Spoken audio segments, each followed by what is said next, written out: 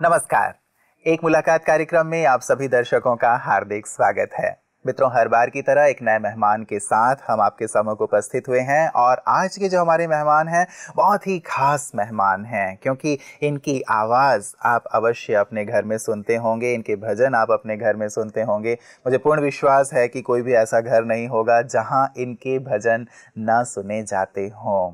इन्होंने 5000 से ज़्यादा लाइव कंसर्ट्स किए हैं पांचों ही महाद्वीपों में। वहाँ तक भी इन्होंने भजन को पहुँचाया है, ईश्वर की याद को पहुँचाया है। साथ ही 200 से भी ज़्यादा एल्बम आपके रिलीज़ हो चुके हैं। 2000 से ज़्यादा आपने गीत, भजन, गज़ल गाए हुए हैं और साथ ही साथ आप विशेष करके भारत सरकार के द्वारा पद्मश्री सम्मान से सम्मानित हैं। यूँ तो अनेक पुरस्कार आपने प्राप्त किए हैं, लेकिन पद्मश्री से विशेष रूप से आप विभूषित हैं। आपके गाए हुए यदि भजन मैं आपके सम्मुख रखूं तो आपको अंदाज़ा लग जाएगा कि मैं किसकी बात कर रहा हूं। आपने सुना ही होगा, जग में सुंदर हैं दो नाम, चाहे कृष्ण कहो या राम, बोलो राम राम राम। और ऐसा ही एक और भी भजन जो इन्होंने गाया हुआ है, ऐसी लागी लगन मीरा हो गई मगन। जी हाँ, बिल्कुल सही पहचाना आपने। मैं बात कर रहा हूँ पद्मश्री श्री अनूप जलोटा जी, जो आज के एक मुलाकात के हमारे मेहमान हैं। आइए उनका स्वागत करते हैं और एक मुलाकात कार्यक्रम की शुरुआत करते हैं। अनूप जी, आपका बहुत बहुत स्वागत है, बहुत बहुत अभिनंदन। मुझे भी बड़ी खुशी है कि मैं आपके इस कार्यक्रम में आया हूँ जी। बहुत दिनों से मैं सोच रहा था कि मैं तरह तरह के कार्यक्रमों में पहुंच जाता हूं, इसमें क्यों नहीं पहुंच पाया अभी तक। ये सब ईश्वर की इच्छा होती है, जब वो चाहता है तब होता है। जी जी। तो आज मैं आपके साथ, और हम सबका सौभाग्य है कि आज हमारे साथ हैं। और अनूप जी, हमेशा ही हमारी संस्कृति है कि हम किसी भी चीज़ की शुरुआत ईश्वर की याद से करते हैं, तो हम आपकी मधुर आवाज़ में ईश्वर तक पहुँचना चाहेंगे। सुनिए।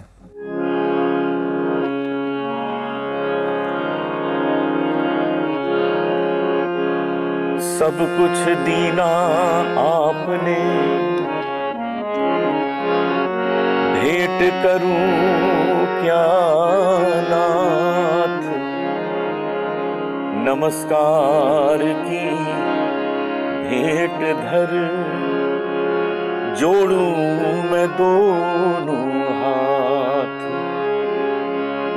एक भरोसा आपका मुझे सदा महाराज, बिन दया प्रभु आपकी कौन संवारे काज, जीवन मेरे आप है, परम भरोसा आप, दाता मेरे आप हैं, नाशो तीनों ताप, सोते बैठे जागते, चलते फिरते काल, तेरा ही प्रभु आसरा, हमको दीन दयाल, तुम ही मेरे कृष्ण हो, तुम ही मेरे राम, तुम ही रक्षक विष्णु हो, तुम ही शिव सुखधाम, सब कुछ दीना आपने, भेंट करूं क्या नाथ, नमस्कार की भेंट धर, जोड़ूं मैं दोनों हाथ, ओम शांति ओम शांति ओम शांति ओम शांति ओम शांति ओम शांति। बहुत सुंदर, बहुत सुंदर। मन के तार सचमुच उस ईश्वर से जुड़ जाते हैं जब आप गाते हैं। तो जलोटा जी, जानना चाहूँगा कि भजन गायकी की ओर कैसी आपकी रुझान हुई? क्योंकि आजकल का दौर ऐसा है जो पाश्चात्य संगीत का भी प्रभाव है। लोग चाहते हैं कि जल्दी से जल्दी हम ऊंचाई तक पहुंच जाएं और ये सारी चीज़ें उन्हें शायद जल्दी पहुंचाने में का मादा रखती हैं और या ये वो सोचते हैं। आपने इस भजन गायकी को क्यों चुना और मन में ये भाव कैसे पैदा हुआ? भजन गायकी को मैंने नहीं चुना, भजन ने मुझको चुना। मैं सब कुछ गाता हूं, गाता था, लेकिन भजन ने मुझे अपनी ओर खींच लिया। 8-9 साल की उम्र थी, मुझे हनुमान जी के दर्शन हुए थे। उन्हीं के मंदिर में मेरे पिताजी गा रहे थे जी। मेरे पिताजी ने कुछ 2-2.5 घंटे गाया और मैं वो 2-2.5 घंटे रोता रहा। तो मेरे पिताजी ने कहा, तुम रो क्यों रहे हो? तो मैंने उन्हें बताया कि मुझे लगा कि जैसे मेरे पास हनुमान जी बैठे हो और वही मुझे भावना गाने नहीं दे रही, मैं उनको देख के रो रहा हूं। ये जो लंबी सांस जो मेरी प्रसिद्ध है, जी जी, हीरे मोती से नहीं, जी जी, वो उनकी कृपा से, क्योंकि वो पवन पुत्र है। वायु जो है जी, वो उनके अधिकार में है। वो उस पवन के पुत्र हैं जिसने मुझे वो लंबी सांस दी है। जी जी जी जी। तो मैं कभी भूल नहीं सकता कि मैंने भजन को नहीं चुना है, भजन ने मुझे चुना है। जी जी जी। तो यही कारण है कि मैं बहुत कुछ गाता हूँ, लेकिन जब मैं भजन गाता हूँ जी जी, तो मैं भजन में लीन हो जाता हूँ। बिल्कुल बिल्कुल, और हम सब भी लीन हो जाते हैं। तभी ऐसा लगता है कि आप इतने लीन होके गाते हैं, तभी दर्शक गण भी जो हैं या श्रोता गण हैं वो सब भी इसमें डूब जाते हैं। तो विशेष करके आप किस प्रकार से, मतलब गाने से पहले क्या कोई तैयारी करते हैं, ध्यान करते हैं, मेडिटेशन करते हैं, जिसके द्वारा आवाज़ में वो गहराई आती है और हम सब इस डूबने का एहसास करते हैं?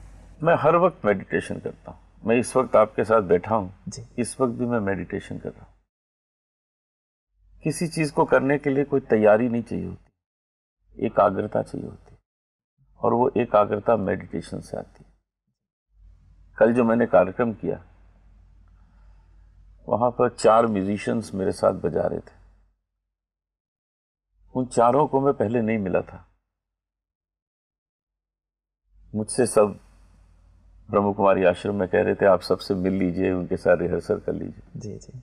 मैंने कहा आवश्यकता ही नहीं है, हम मंच पे बैठेंगे, क्योंकि हम मेडिटेशन करते हुए जा रहे हैं, वहां बैठ रहे हैं, तो हमको पता है कि सब कुछ जो है वो पॉजिटिव होने वाला है। जी जी जी। जो मनुष्य मेडिटेशन करता है उसके साथ से नेगेटिविटी दूर भाग जाती है, वो डरती है। जी जी जी जी।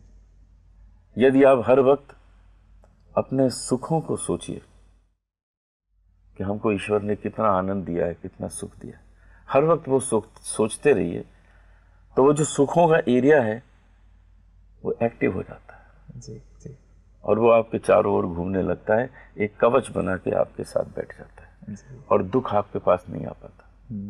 यदि आप अपने दुखों के बारे में सोचिए तो वो एरिया एक्टिव हो जाता है, वो आपके चारों ओर घूमने लगता है, वो एक कवच बन के बैठ जाता है, सुखों को पास नहीं आने देता। जी। इसलिए हमेशा उन चीजों को याद करिए जो आपको सुख प्राप्त हुए हैं, जो ईश्वर ने आपको वरदान दिए हैं, जो आपने प्राप्त किया है, जो आपको आनंद आपने हासिल खुद भी किया है और ईश्वर ने भी दिया है। जी जी जी। आपके मित्रों ने दिया है। तो यदि हम इसको याद करते रहेंगे तो वो सब हमें एक कवच के रूप में हमारी रक्षा करेगा। बिल्कुल, मतलब हम अच्छा अच्छा सोचें, शुभ शुभ सोचें। हमेशा शुभ सोचिए, जी जी। अशुभ सोचिए ही नहीं। जी जी। क्योंकि उसकी आवश्यकता कहाँ है जीवन में, शुभ की आवश्यकता है। बिल्कुल। और वो मेडिटेशन से ही संभव है जी। और कोई तरीका है नहीं। ये मेडिटेशन संगीत का भी मेडिटेशन है। जी जी जी जी। हम जब सुबह सा लगाते हैं, अपने स्वरों का अभ्यास करते हैं, तो हम भूल जाते हैं खाना पीना।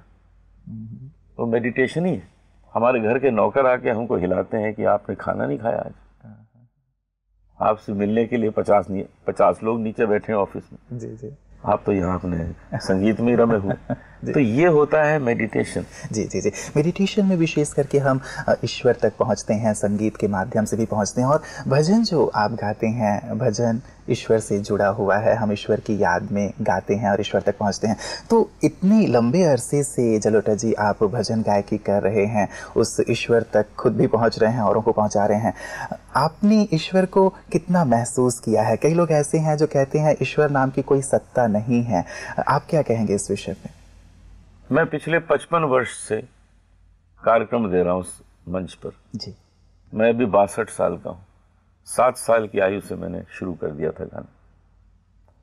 मुझे तब से आज तक यही लगता है कि जैसे ही मैं गाना शुरू करता हूँ, मुझे लगता है कि ईश्वर मेरे साथ है, मुझे गवा रहा है। नहीं तो ये कंठ क्यों चले? इस कंठ को चलने का हक कहाँ है? इसको शक्ति कहाँ से मिल रही है? ये भाव कहाँ से आ रहे हैं? सामने वाले की आंखों से आंसू क्यों निकल रहे हैं? इसके पीछे कोई तो होगा। कोई दूसरा तो ऐसा नहीं कर पा रहा, मैं क्यों कर पा रहा हूं? मैं इसलिए कर पा रहा हूं कि उसने मुझे चुना है कि तुम करो, मैं तुम्हारे साथ हूं। मैं सचिन तेंदुलकर की तरह क्रिकेट क्यों नहीं खेल पाता हूं? क्योंकि उसके लिए ईश्वर ने उसे चुना है, उसको वो शक्ति दे दी है कि तुम वो काम करो। जी। हर एक को योग्यता उसने प्रदान की है। हमें अपनी योग्यता के बारे में सोचना है, समझना है, परखना है और उस क्षेत्र की ओर आ जाना है। जी। हमें बचपन से लोग कहते थे तुम बैडमिंटन बहुत अच्छा खेलते हो, तुम क्यों ना बैडमिंटन में लग जाओ। मेरा मन कहता था मैं तो संगीत में आऊंगा, संगीत ही मुझे अच्छा लग रहा है। जी जी। क्रिकेट भी मैं खेलता था, अच्छा खेलता था, टेबल टेनिस बहुत अच्छा खेलता था। जी जी जी। लेकिन मन क्या कहता था? मन के अंदर ईश्वर मुझे आदेश देता रहता था कि नहीं, तुम इस क्षेत्र के लिए बने हो, इस क्षेत्र में आ जाओ, और मैं आ गया। बिल्कुल बिल्कुल। ईश्वर के बारे में आप क्या कहेंगे? वो कौन है, कहाँ रहते हैं? लोगों के मन में एक भ्रम रहता है कि है कौन, कहाँ रहता है, और जो अदृश्य है उसे हम माने या ना माने, माने तो क्यों माने, ये सारे प्रश्न मन में रहते हैं। चूंकि आप ईश्वर के नज़दीक हैं, आपकी गायकी से लगता है, आपसे जानना चाहेंगे कौन है, कहाँ रहते हैं? जो सबसे प्रभावशाली चीज है संसार में जी, वो अदृश्य है। जिसके बगैर हम नहीं रह सकते वो अदृश्य है। पानी के बिना आप 14 दिन रह सकते हैं जी, 20 दिन रह सकते हैं। खाने के बगैर भी आप महीना भर रह सकते हैं, 2 साल रह सकते हैं जी, बिना खाए।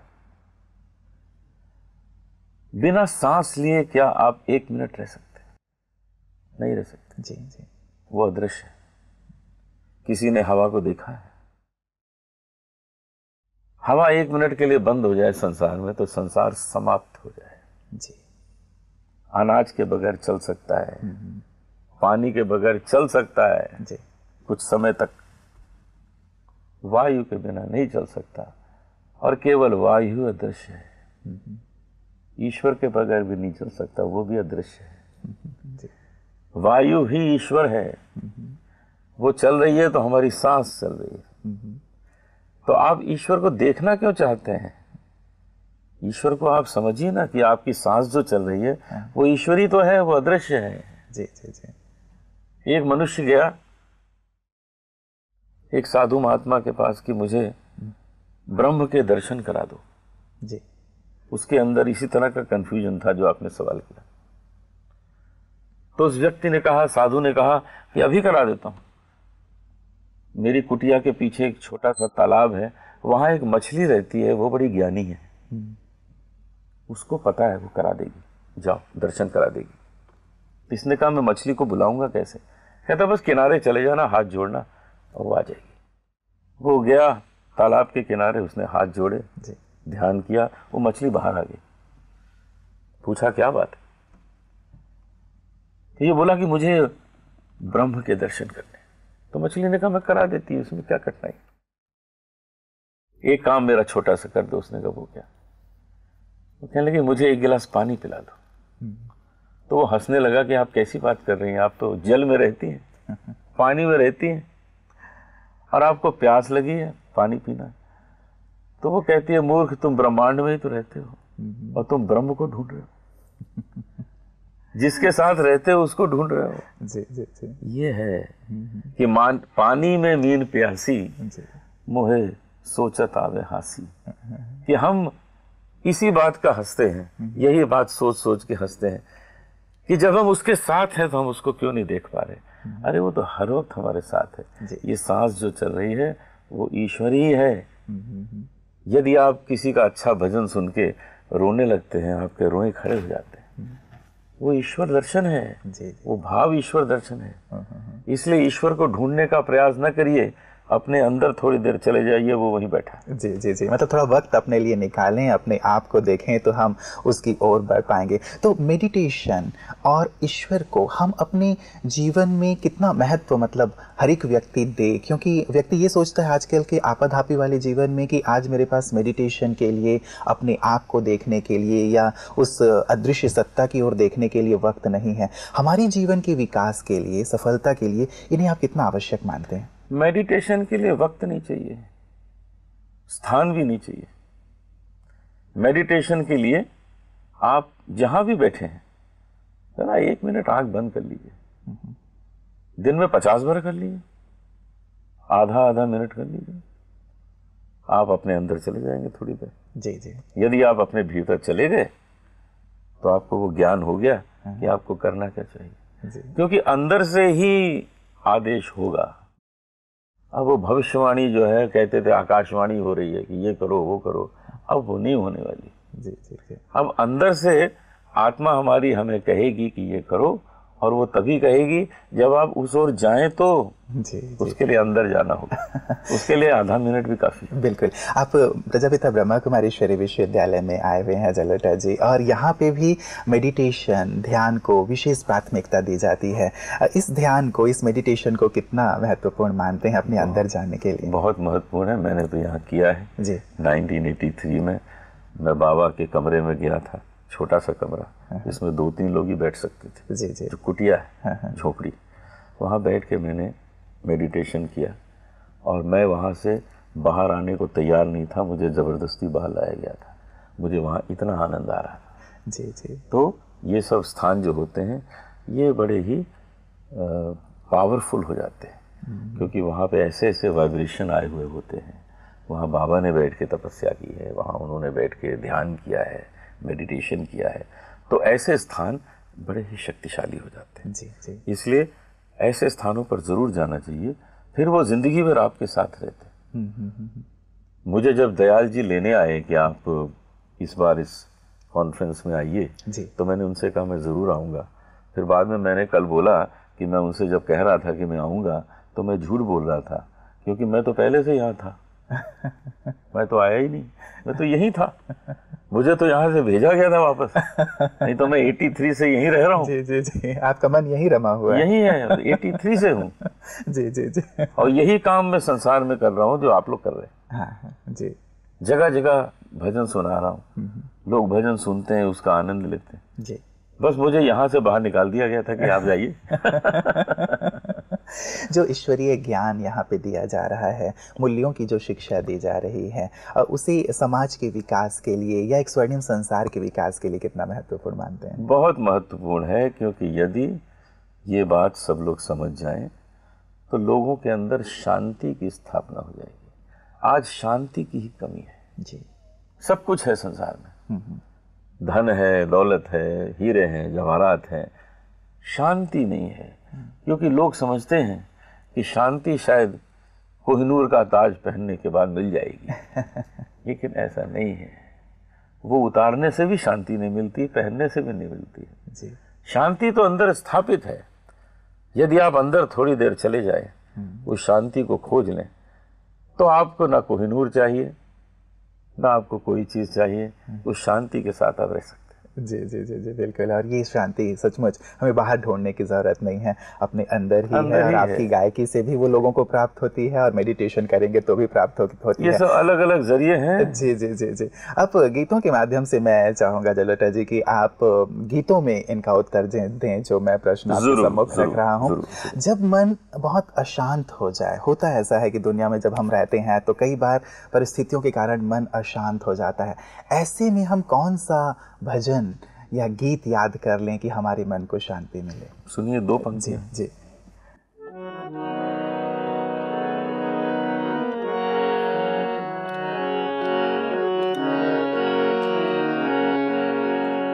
जब दुख से मन भर जाए तो,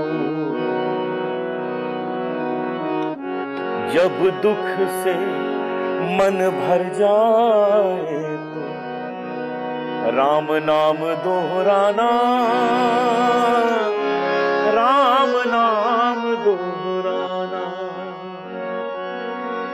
जब दुख से मन भर जाए तो राम नाम दोहराना, राम नाम दोहराना। जब दुख से मन भर जाए तो राम नाम दोहराना हो, राम नाम दोहराना। सुंदर, बहुत सुंदर।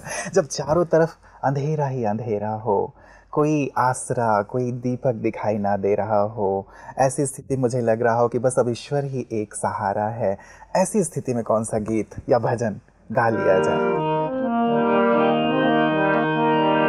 राम नाम अति मीठा है, कोई गा के देख ले। आ जाते हैं राम कोई बुला के देख ले। जिस घर में अंधकार वहां मेहमान कहां से आए, जिस घर में अंधकार वहां मेहमान कहां से आए। जिस मन में अभिमान वहां भगवान कहां से आए। अपने मन मंदिर में ज्योत जला के देख ले। आ जाते हैं राम कोई बुला के देख ले। और विश्वास की बात है, सचमुच अब वो हमारे पास आ जाएंगे। जीवन सुख से, शांति से, सफलता से, समृद्धि से भरपूर रहे, हम सुख में भी उस ईश्वर की याद में रहें, उसके लिए कोई एक भजन।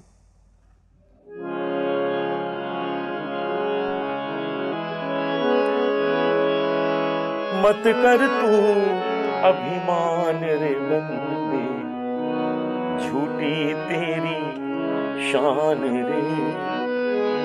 मत कर तू अभिमान, तेरे जैसे लाखों आए, लाखों इस माटी ने खाए। रहा ना नाम निशान रे बंदे, मत कर तू अभिमान।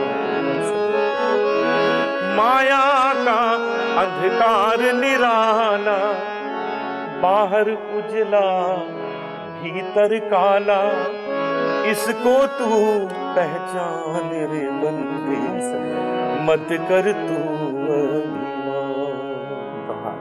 बहुत सुंदर आप अनुभव अपने हमारे दर्शकों तक पहुंचाए हैं। चलते चलते जलेटा जी, आपका जो प्रिय भजन है, बहुत सारे आपके भजन हैं जो हम सबको बहुत प्रिय हैं, लेकिन जो आपको बहुत ज्यादा प्रिय है, अंत में मैं अपने दर्शकों के लिए सुनना चाहूंगा। ऐसी लागी लगन,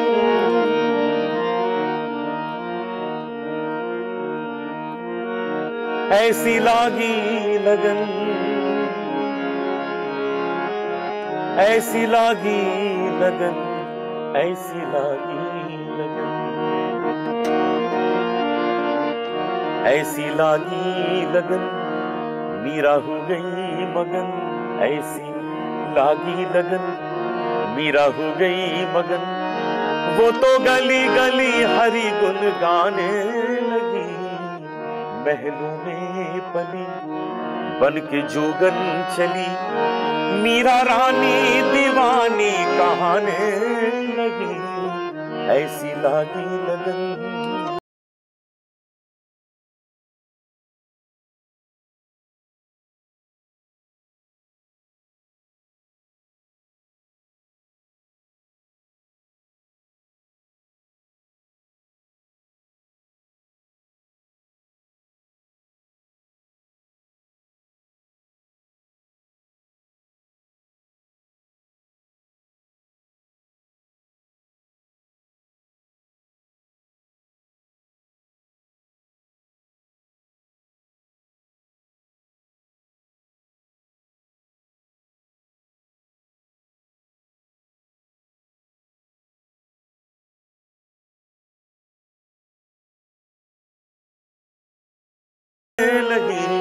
ऐसी लागी लगन, मीरा हो गई मगन, मीरा हो गई मगन, मीरा हो गई मगन। बहुत बहुत सुंदर। हम भी मगन हो गए, हमारे सभी दर्शक भी मगन हो गए हैं जलोटा जी, और हम ईश्वर से यही कामना करेंगे कि आप ऐसे ही देश में ही नहीं विदेश में भी सभी को ईश्वर की याद में डुबाते रहें, और सचमुच आपका जो लक्ष्य है, उद्देश्य है, उसे आप अवश्य प्राप्त करें। आप यहाँ आए, बारंबार यहाँ आते रहें, उसके लिए आपको बहुत बहुत मुझे भी अच्छा लगा। धन्यवाद, बहुत बहुत धन्यवाद आपका। मित्रों, क्षेत्र कोई भी हो, लेकिन ईश्वर की याद, ध्यान और मेडिटेशन यदि उसमें जुड़ जाता है तो सचमुच वो सफलता से परिपूर्ण हो जाता है। हम सबकी चाहना रहती है कि हमारे जीवन में सुख हो, शांति हो, आनंद हो, प्रेम हो, समृद्धि हो, सफलता हो, और इन सब में अहम योगदान होता है ईश्वर की याद का, चाहे वो भजन के माध्यम से हो या मेडिटेशन के माध्यम से हो। हम भाग दौड़ भरी जिंदगी तो जी रहे हैं, लेकिन कुछ वक्त निकाल के यदि अपने अंदर आएं, अपने आप को देखें, तो वहां तक पहुंचने का रास्ता प्रशस्त हो जाता है। हम उस तक पहुंच जाते हैं और जीवन सचमुच खुशहाली से भरपूर हो जाता है। तो आपका जीवन भी खुशहाली से, सुख से, आनंद से परिपूर्ण हो। इन्हीं शुभकामनाओं के साथ दीजिए आज के लिए इजाजत। नमस्कार।